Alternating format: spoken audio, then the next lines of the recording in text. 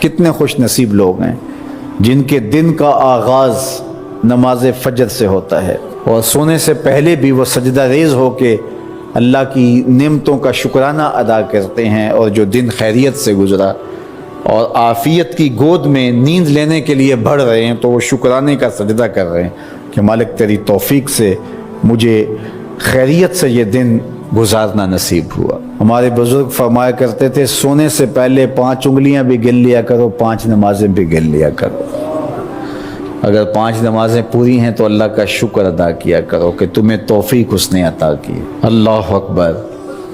حضور علیہ السلام نے کچھ لوگوں کو دیکھا معراج کی شب کہ ان کے سر پتھروں سے کوٹے جا رہے ہیں، کچلے جانے کے بعد پھر دوبارہ سر صحیح کر دیے جاتے ہیں، پھر پتھروں سے ان کے سر کوٹے جاتے ہیں، ریزہ ریزہ ہو جاتے ہیں، پھر دوبارہ ان کے سر صحیح کر دیے جاتے ہیں۔ جبریل امین نے کہا حضور یہ آپ کی امت کے وہ لوگ ہیں جو نماز میں کاہلی کیا کرتے تھے، نماز میں سستی کیا کرتے تھے، نمازوں پر بوجھ تھا کہ یہ وقت ہو گیا ہے اب پڑھنی پڑے گی، دیر کرتے رہتے، پہلے پڑھنا ہی نہیں چاہتے تھے، اگر پڑھنی پڑھ بھی جاتی تو پھر نماز کی وجہ سے ان کے سر بوجھل رہتے تھے۔ آج ان کے وہ سر کوٹے جائیں گے۔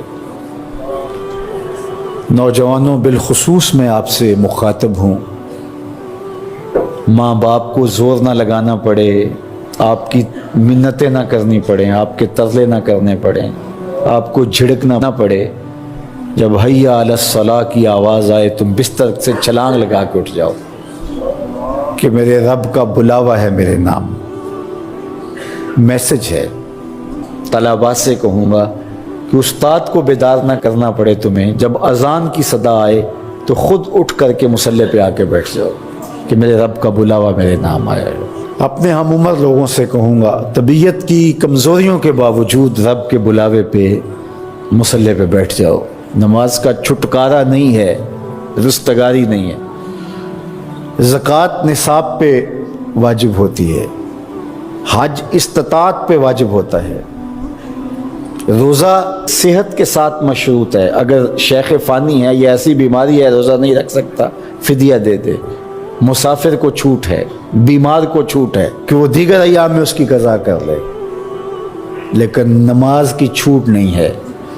بیمار ہے تب بھی پڑھے گا، صحت مند ہے تب بھی پڑھے گا، حضر میں ہے تب بھی پڑھے گا، سفر میں ہے تب بھی پڑھے گا۔ بالغ کے اوپر نماز کی کسی صورت میں بھی رخصت نہیں ہے۔ کھڑے ہو کے نہیں پڑھ سکتا بیٹھ کے پڑھ لے، بیٹھ کے نہیں پڑھ سکتا لیٹ کے پڑھ لے، اشارے سے پڑھ لے۔ وضو کے لیے پانی دستیاب نہیں ہے تو تیمم کر لے، حالت سفر میں ہے قصر کر لے، آدھی پڑھ لے پوری نہ پڑھے۔